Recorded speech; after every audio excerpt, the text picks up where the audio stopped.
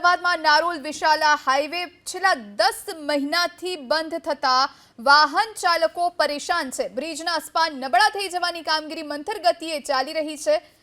3.5 કરોડના અંદાજિત ખર્ચે મહારાષ્ટ્રની એજન્સીને કામગીરી સોંપાઈ છે। 6 મહિનાના જાહેરનામા બાદ 10 મહિના સુધી બ્રિજની કામગીરી હજુ પણ પૂર્ણ નથી થઈ, જેથી એક તરફનો બ્રિજ બંધ કરી દેતા ભારે ટ્રાફિક જામની સ્થિતિ સર્જાઈ છે। વાહન ચાલકોને પસાર થતા સાંજે અંદાજે 55 મિનિટ અને સવારે અંદાજે 45 મિનિટનો સમય લાગે છે। એક તરફના સમારકામના પગલે બ્રિજનો ચાલુ હિસ્સો પણ નબળો પડવાની સ્થિતિ છે।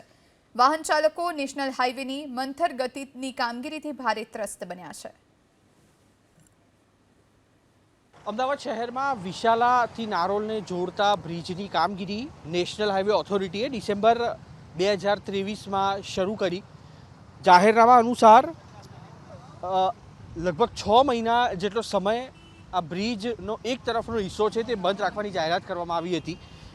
હાલના તબક્કે સપ્ટેમ્બર મહિનો થયા હોવા છતાં પણ આ બ્રિજ છે તેની એક તરફનો હિસ્સો હજી પણ બંધ રાખવામાં આવ્યો છે। મહારાષ્ટ્રની રિબિલ્ડ એજન્સીને કામગીરી સોંપવામાં આવી હતી અને લગભગ 3.5 થી 4 કરોડના ખર્ચે આ બ્રિજ છે તેના જે નબળો થયો હતો તેના સમારકામની કામગીરી કરવામાં આવનાર હતી। પરિસ્થિતિ અત્યારે એ પ્રકારની સર્જાઈ છે કે અહીંયા આગળથી જે પસાર થતા વાહન ચાલકો છે તેના કારણે અહીંયા આગળ ભારે ટ્રાફિક જામ થાય છે। એટલું જ નહીં, એક તરફનો બ્રિજ છે તેના સમારકામ કરતાં અન્ય તરફનો જે હિસ્સો છે તે વધુ બિસ્માર બન્યો છે અને તેના કારણે આ બ્રિજ છે તેને પણ હવે આગામી દિવસોમાં બંધ કરવો પડે તે પ્રકારની પરિસ્થિતિ છે। પરિસ્થિતિ આ નેશનલ હાઈવે ઓથોરિટી ઓફ ઇન્ડિયાના અણઘડ આયોજનના કારણે એ પ્રકારની થઈ છે કે 3 મહિના સુધી તેની કામગીરીમાં હજી પણ વિલંબ થઈ રહ્યો છે અને બ્રિજનો અન્ય હિસ્સો છે તે હજી પણ બંધ રાખવામાં આવ્યો છે, જેના કારણે થઈને અહીંયાના જે સ્થાનિક ધારાસભ્ય છે અમિત ઠાકર તેમના તરફથી મ્યુનિસિપલ કમિશનરને પણ સમયાંતરે રજૂઆત કરવામાં આવી હતી, પણ તે બાદ પણ national highway authority of India તરફથી આ બ્રિજ છે તેના કામગીરીની પરિસ્થિતિ યોગ્ય દિશામાં નથી કરવામાં આવી અને જેના કારણે થઈને જે વાહન ચાલકો છે તે અત્યારે ભારે પરેશાન થઈ રહ્યા છે। ટ્રાફિક જામની પરિસ્થિતિ અહીંયા આગળ સવારથી લઈને બપોર અને સાંજ સુધી આ પ્રકારની હોય છે।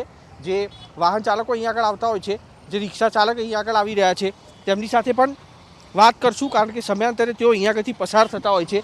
અચ્છા, રોડની પરિસ્થિતિ કયા પ્રકારની છે? તમે અહીંયાથી રોડ પસાર થતા હોય? ખરાબ છે યાર, 1.5 વર્ષથી કામ ચાલુ છે પણ બહુ ખરાબ પરિસ્થિતિ છે।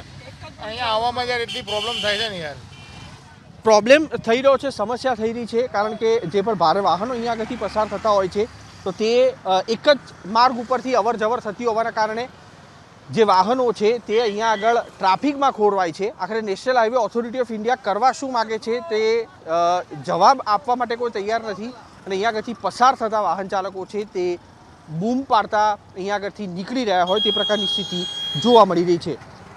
ડિસેમ્બરમાં કામગીરી શરૂ કરવામાં આવી તે વખતે નેશનલ હાઈવે ઓથોરિટી ઓફ ઇન્ડિયાએ જાહેરાત કરી હતી કે જૂન 2024 પહેલાં તેની કામગીરી છે તે પૂર્ણ કરવામાં આવશે, પરંતુ હજી સુધી પણ તેની કામગીરી છે તે પૂર્ણ નથી કરવામાં આવી, જેના કારણે થઈને અહીંયાથી પસાર થતા જે લોકો છે, વાહન ચાલકો છે તે ભારે મુશ્કેલીનો સામનો કરી રહ્યા છે।